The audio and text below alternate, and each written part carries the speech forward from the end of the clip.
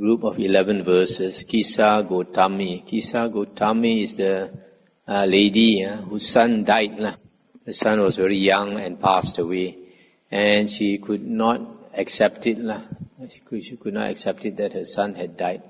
So she went from house to house asking people to cure her son. And then she carried the body for a few days, and the body was already rotting already. And still she was so grief-stricken, she went out of her mind, carrying the baby around, asking somebody to cure, until she came to the Buddha. Then the Buddha told her to go and find a house and get some pepper where nobody has died. Then she went to house. She couldn't find a house where nobody had died. Then when she came back to the Buddha, then the Buddha taught her the Dhamma, that everybody has to die. Then she became sane again and became a nun. 213. The state of having noble friends has been described by the sage with reference to the world. Resorting to noble friends, even a fool would be wise. 214. Good men are to be resorted to. Thus the wisdom of those who resort to them increases. Resorting to good men, one would be released from all pains or suffering. 215. One should know pain, the uprising of pain and its cessation, and the Eightfold Path, even the Four Noble Truths. 216. The state of women has been said to be painful by the charioteer of men who are to be tamed. Even the state of being a co-wife is painful. Some, having given birth once, even cut their throats. Tender ones take poisons, gone into the midst of people killers. Both groups suffer misfortunes. 218. Going along, about to bring forth, I saw my husband dead. Having given birth on the path, I had not yet arrived at my own house.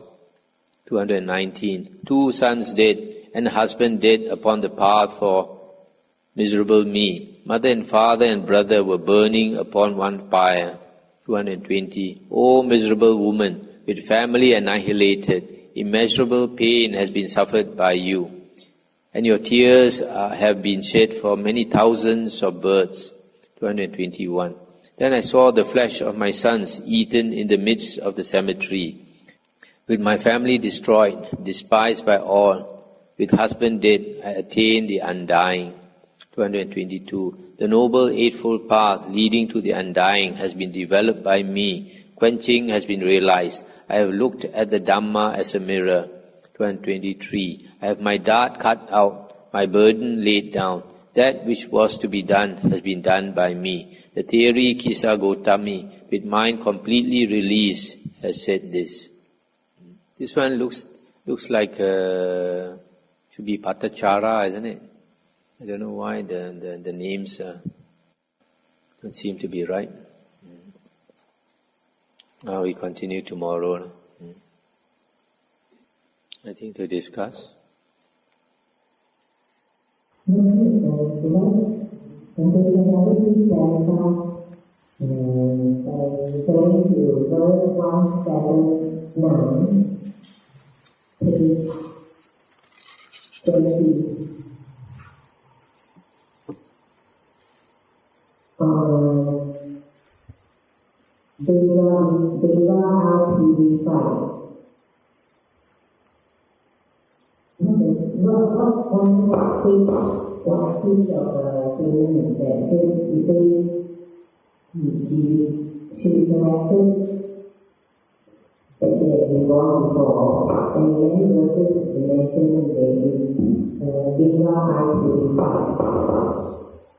This one is attainment of the 3 knowledges.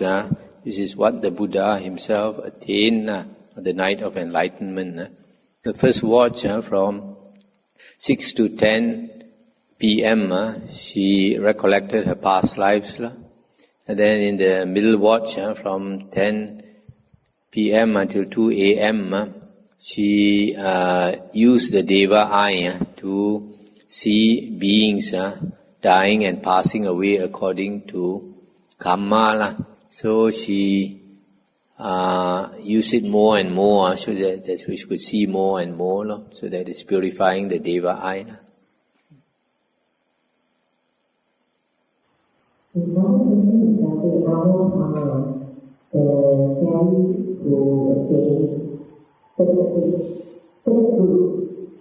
It's quite rare in Bhante to have attained third group and then become arahant within the same life, because in that many anagami, not seldom like I come across a third group and then move on to arahant.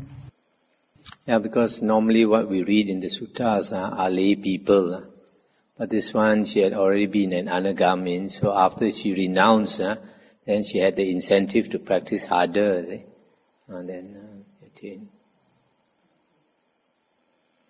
The other question I think is that on Khuddaka Nikaya, in Khuddaka Nikaya, the Sakapana Sutta, even though it describes that we already have the Dhammavuddho, and the Mahathera Nikaya, Venerable Mahathera, whenever is heavily mentioned to take him up, to urge him on. So I was wondering whether at that stage he was already an Arya, if he not, and then he taking secretly supply and then take a slow up into Nirvana. Yes, I think when Venerable Mahamoggallana went to that palace, that means before that Sakadevaraja came to discuss the Dhamma with the Buddha. So definitely that was not the first time he met the Buddha. That means he was already anagamin, a sotapanna. So even though he's already a sotapanna and he's sure of getting out of samsara, because he is the Devaraja, he is surrounded by thousands of Devis, so and he has an extremely good life up there. So to a monk that is being very complacent, not making any effort. That's why he thought of shaking him up. What kind of sensual pleasure are defined in page 7, verse 47? All sensual pleasures, those which are divine and those which are human. Divine refers to the heavenly sensual pleasures. Heavenly sensual pleasures and human sensual pleasures. One more question, it's about verses 2, page 1. What is Rahu? Page 1? Page 1, verses 2. Rahu is the huge asura. This huge asura is the biggest size asura. And the story goes that he caught the moon god, Chandima. Wanted to eat Chandima. And another time he caught the Surya, the sun god, also wanted to eat the sun god. But they called out to the Buddha for help. And the Buddha asked Rahu to release the moon god. And so the Rahu immediately released and went back to his heaven, shaking like a leaf. Then the Asura king asked him, "What happened to you? Why are you shaking like a leaf all over?"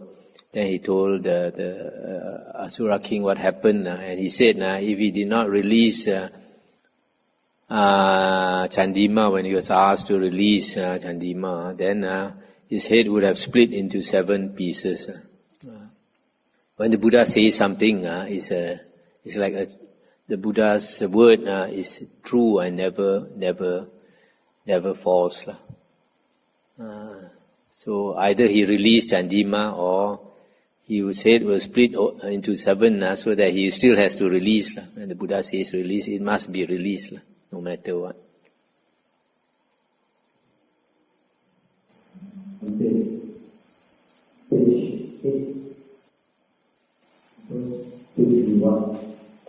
Verse 51. Okay. It's mentioned 54,000 daughters. Why this number 54 and not any other number? In the Indian tradition, certain numbers are standard, 84,000 or 500. So it means a huge number. It doesn't mean exactly 84. So you brought me to the few months ago when in the Nanda verse, he was also mentioned 2,000 received from the Buddha, 2,000 from the Hindus. These 84,000 are current teachings. But why 2,000 again? Oh, because you must add up to 84. In other words, it's saying 95% of my teachings were from the Buddha. I was getting away also. Is that why the Mahayana say that 84,000 numbers?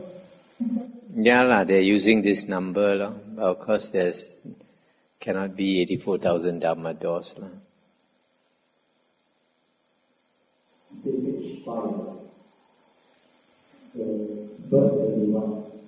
They mention the 14, 15 and 8th day of the fortnight. The 8th day of the fortnight, it is 14 and 8 days. 8 to the 14 is 22. It's like this. In the Indian calendar, the lunar month is divided into 2 fortnights. Okay? So like the Chinese lunar calendar, in the Chinese lunar calendar, the Uposatha days for keeping the 8 precepts, for lay people to keep the 8 precepts, are the 8th day of the lunar calendar, the 15th day, 23rd day, and the 30th day. If there's no 30th, then it's 29. Okay? So the 8th refers to the 8th of the fortnight. That means in the lunar month, it will be the 8th or the 23rd. The 8th day and the 23rd day of the lunar month is the 8th day of the Indian fortnight. Okay? The 15 refers to the 15th day of the lunar calendar, of the lunar month, or the 30th day of the lunar month is also called the 15th. But the 29th day of the lunar calendar is called the 14th, because it's the 14th day of the fortnight. How about the continuous day and a special day of the fortnight?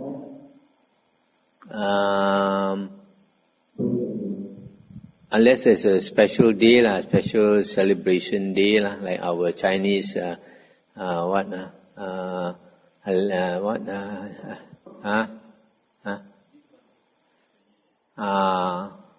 leap month, or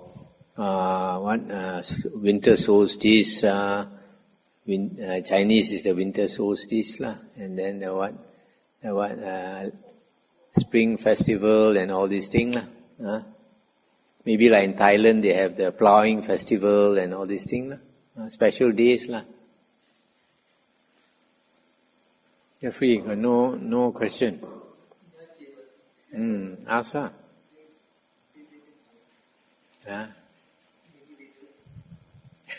Ask here. Everybody have got the same question.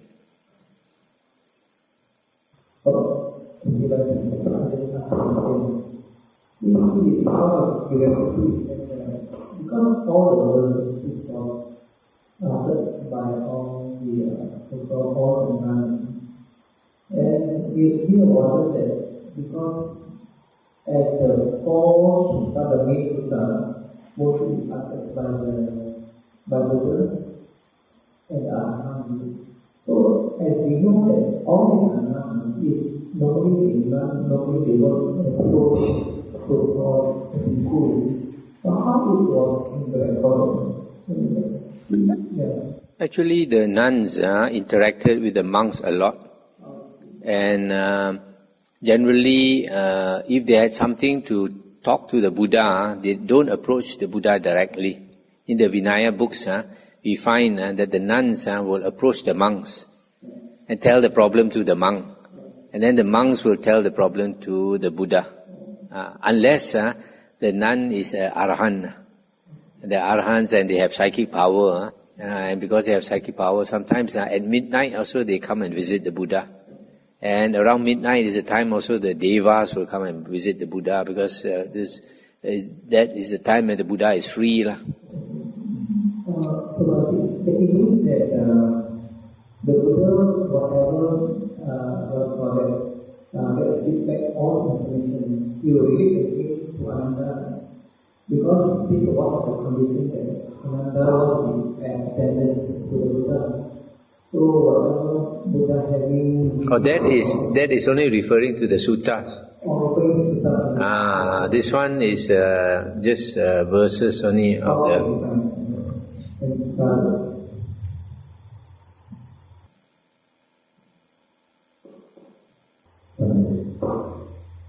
Page 19.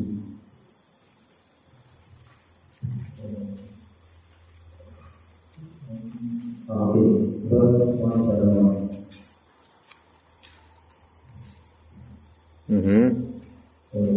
Why is it in the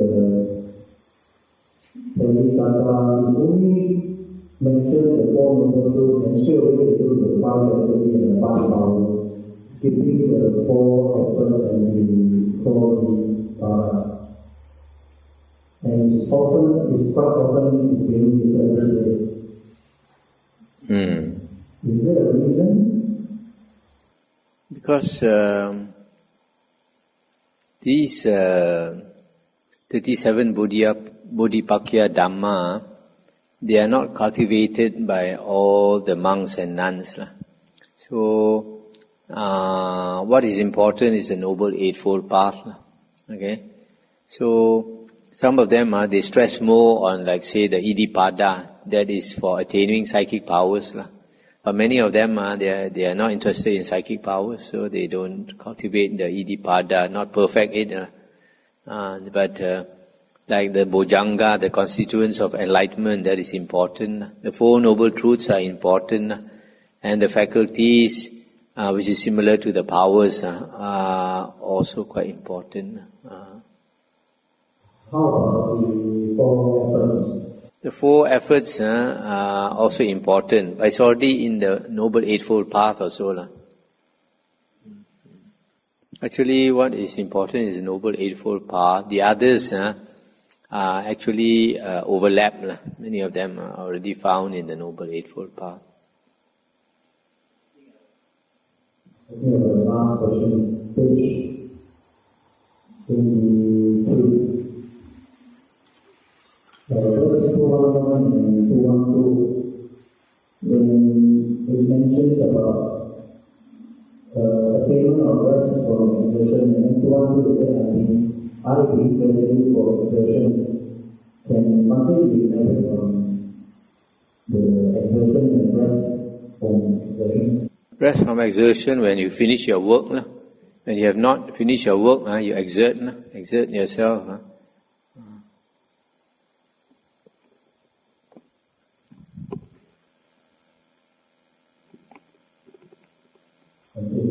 So my understanding is the first step is always the most difficult.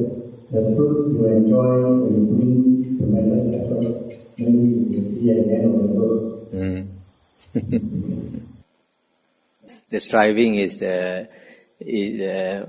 xin phu hao tin thao kho boi tin. Striving is all the dukkha. You have to wait a while. After the light comes on, you have to wait a while. There's another thing of family, Who what? Who means that the end of the person. When it will follow with the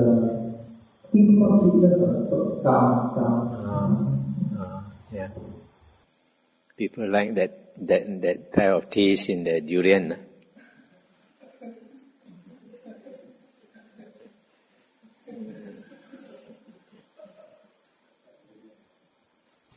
And when we teaching with us the importance of yogi wisdom versus spiritual wisdom, and the importance of yogi wisdom for spiritual cultivation in the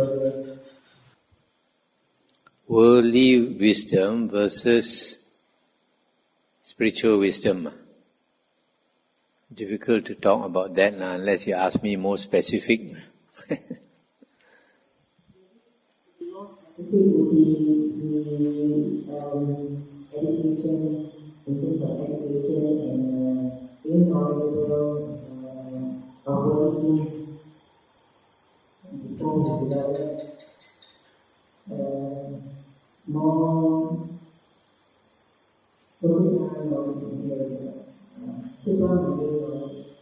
Actually, we find that in the suttas and even here, it says that because of pain, people practice a spiritual path. We don't experience pain. There's not much incentive to practice a spiritual path. So generally, it is good for people to taste the world a bit before they wear the robe. You find, for example, some Westerners, they go touring and then they come to Thailand at a young age, in their early 20s, having come into Buddhism, they become a monk. And many of them, after many years, they disrobe. So it is good for a person to be a bit mature and have tasted the world, known the life, the working life a bit. Then only having seen and experienced dukkha, then only that person practices spiritual path, because he will not think of going back. If you go into the robes too young, then later, when you are not making progress, for some people, when they are not making progress, their mind goes back to the worldly, all the things that they thought they missed, and then they go back to the worldly life. But if you already tasted a certain amount of it, you know what it is like, and it's no more attractive to you, because you already tasted it. But if you renounce too old also, it's a problem, because your body, after about 45, there's a mark. In fact, even 40, at the age of 40, there's a big difference you will see, because around the age of 40, our eyes will change. So at around 39, 40, most people, they can't read small letters already. They have to take it far like that to read newspapers and start wearing the specs.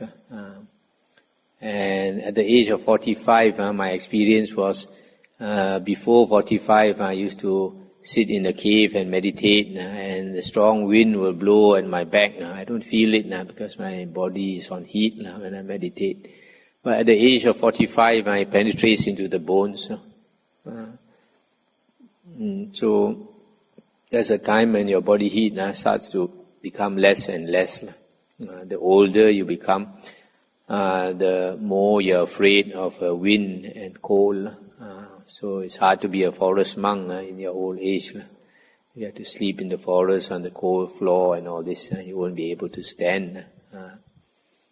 So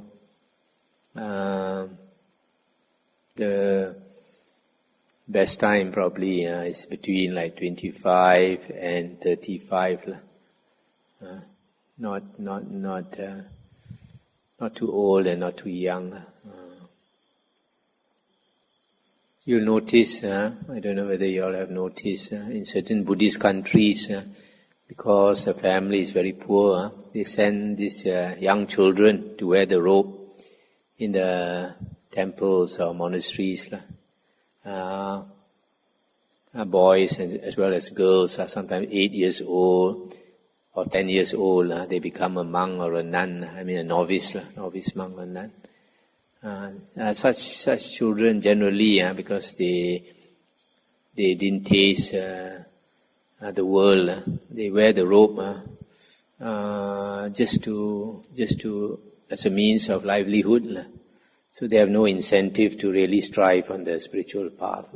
So you can see from there, if you come too young into the robes, it's for a different purpose, not to strive. But of course, there are some people, they have seen dukkha, and they understand the Dhamma, and they are very sincere in practicing the spiritual path. Then even they renounce a bit late. If they are sincere, they can always make progress. And that's important, whether you make progress or not. I saw a few statements such as this technical utterance, the instruction of Mahathera. I think the state of religious excitement in the doctrine. Can you explain what is the state of religious excitement in the doctrine? I guess this in the Pali, sometimes they talk about this word samvega. Samvega is urgency. When you understand the Dhamma, there's urgency to practice. Because then you realize we all have cancer. In the Buddha's teaching, we all have cancer. We don't know when we are going to die. Don't be complacent. Don't think, I'm young, I still have time. You don't have time. So that is that excitement, religious excitement. You just look around us. Those people who got cancer, they never expect it. Like a few days ago, somebody said the office mate, a girl, 31 years old, got cancer. Just gave birth to her first baby. Now the cancer has spread all over the body. And one of our devotees was coming here to practice, 50-something years old. Very strong, looked very, very tough guy. Suddenly, he found he got cancer. Never expect. That's why the sutta say that when you have this samvega, this urgency to practice, then the sutta says it's like your head is on fire. You have to do something quickly, put out the flame. Okay, can we end here?